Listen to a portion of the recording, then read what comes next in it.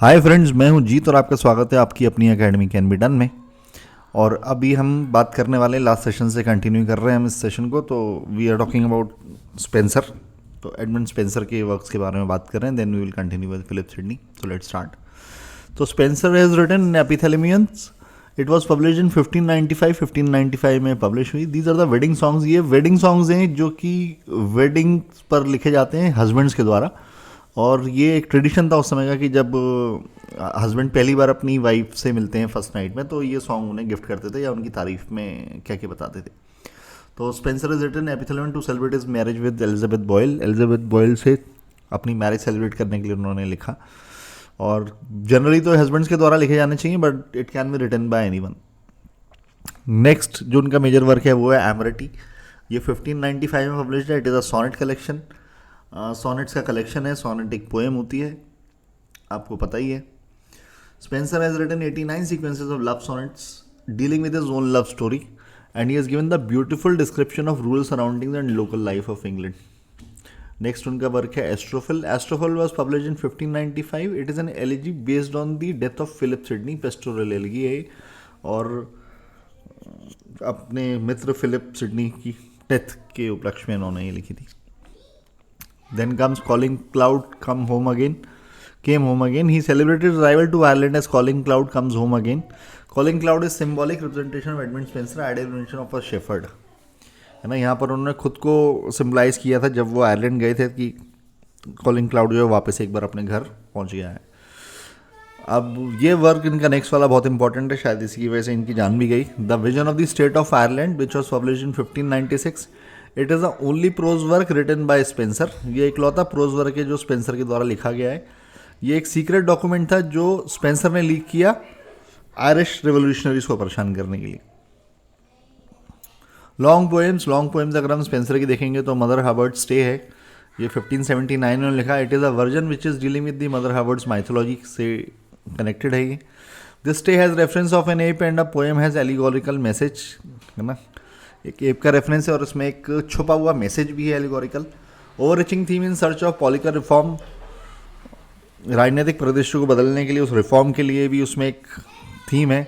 This poem has a message for politician specially for Lord Berkeley. इस poem में message है राजनेताओं के लिए और खासतौर से लॉर्ड बर्कली के लिए।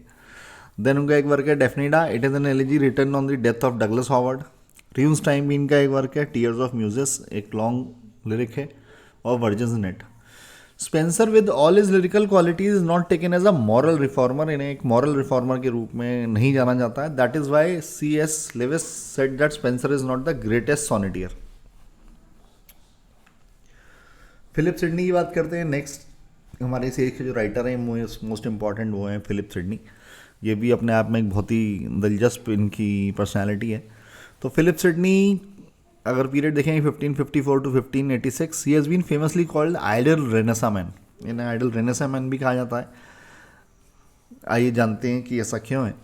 King Arthur was a symbolic figure with 24 ideal men's quality. It became a tradition and everybody started imitating King Arthur standard to be one of them to look like. Philip Sidney was the one who has the same standard. He was perfect in everything. He was a scholar, writer, warrior, every type of person. It is believed that Elizabeth herself was in love with Philip Sidney, but in secret he married Elizabeth's lady attendant, and this is how Elizabeth got annoyed of him. अगर हम English tradition को उठा के देखें या English history को उठा के देखें तो किंग आर्थर को एक बहुत ही आइडल मैन, आदर्श पुरुष के रूप में माना जाता है कि उनके हिसाब से, उस कल्चर के हिसाब से कि भाई 24 गुण जो हैं वो व्यक्ति के अंदर होने चाहिए, और वो 24 गुण थे वो किंग आर्थर में थे। उसके बाद बहुत ही कम लोग ऐसे हुए हैं। तो एक ट्रेडिशन बन गया कि हर कोई उन्हीं की तरह महान बनना चाहता था जिसके अंदर वो सारे गुण हो। तो ज़्यादा लोग तो उसको अचीव नहीं कर पाए, परंतु ऐसा फिलिप सिडनी के बारे में कहा जाता है कि उनका भी वही, मतलब उस लेवल के व्यक्ति थे वो कि जो हर चीज़ में उतने ही परफेक्ट थे।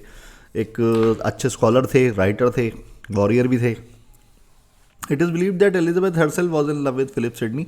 और ऐसा भी माना जाता है कि जो क्वीन एलिजाबेथ थी वो भी उनके प्रेम में थी, परंतु उन्होंने उनकी अटेंडेंट से शादी कर ली, जिससे कि एलिजाबेथ जो है वो उनसे काफ़ी नाराज़ हो गई। Philip Sidney was also called the epitome of mankind. He died in the battle of Zutphen, and there he offered his own water to the enemy soldier who stabbed him. He said, "Thy necessity is greater than mine." Philip Sidney को mankind के लिए भी एक epitome माना जाता है, एक आदर्श माना जाता है, क्योंकि बैटल जुटफिन की बैटल में जब वो उनने वुंडेड हो गए वो, तो उन्होंने अपना पानी उसी सोल्जर एनिमी सोल्जर को पिलाया, क्योंकि वो भी बहुत प्यासा था। और तब उनके शब्द थे, thy necessity at greater than mine, कि इसकी ज़रूरत जो है, इसे इस पानी की ज़रूरत मुझसे ज़्यादा है। Famous works of Philip Sidney. Sidney says that he hated the mixture of comedy and tragedy, it looks like a dog called mongrel, है ना। तो फेमस वर्क्स में देखेंगे हम तो आकड़िया उनका एक फेमस वर्क है। It is a pastoral prose romance, it was written in 1580 and publish in 1590।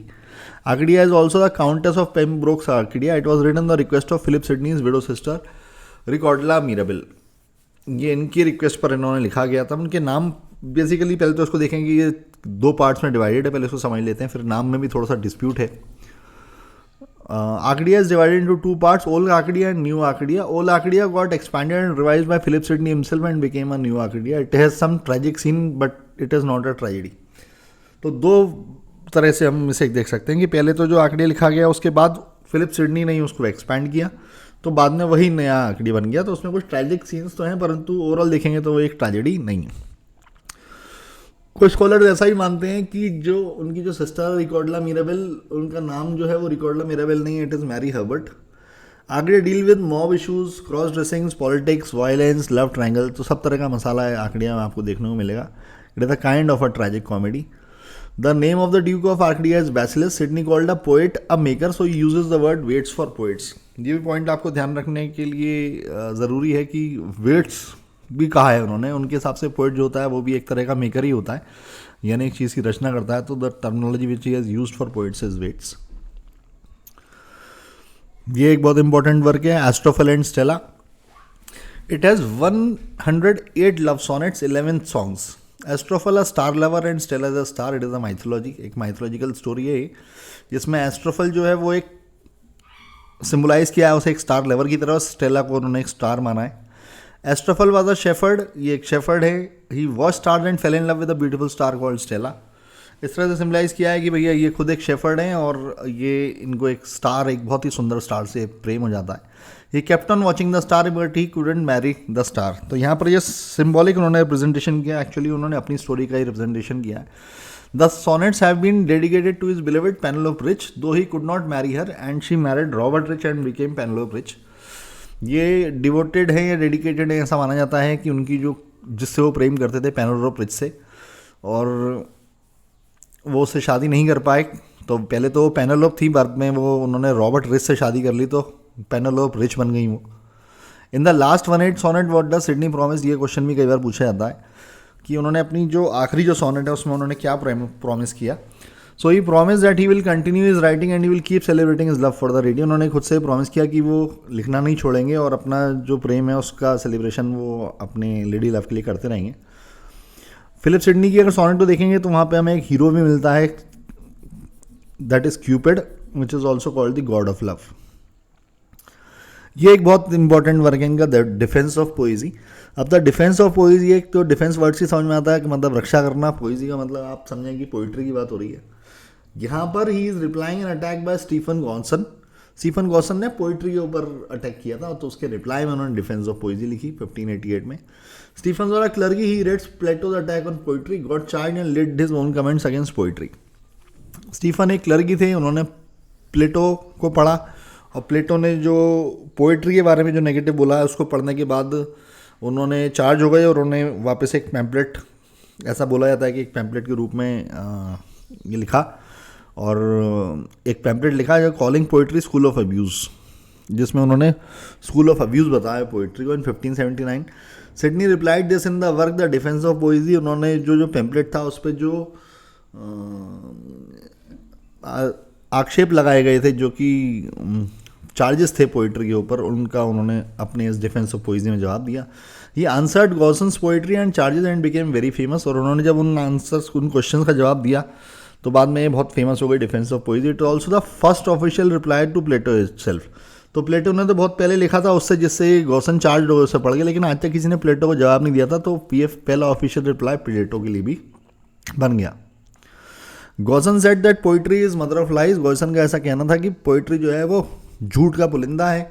Poetry makes us immoral, ये हमें इमोरल बनाती है. Poetry makes us effeminate, it wakes our emotions and makes us week.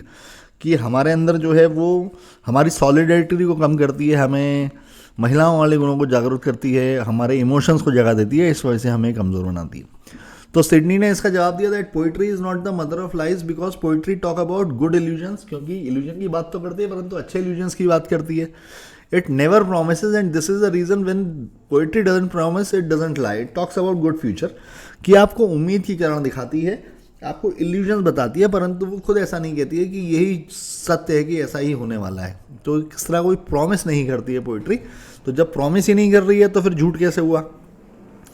Plato banned fluid in his Ideal Republic. Plato accepted two kinds of poetry, hymns to God and praying to famous men. प्लेटो को वैसे भी ज़्यादा मतलब पसंद नहीं थी poetry. उनके अपने आइडल रिपब्लिक में उन्होंने फ्लूट भी बैन कर रखी थी, कोई मास्टर नहीं बजा सकता था. और दो ही काइंड की पोइट्री ऑफ वो पसंद करते थे, या तो वो ईश्वर के लिए लिखी गई हो या फिर किसी महान व्यक्ति के बारे में बात हो रही हो.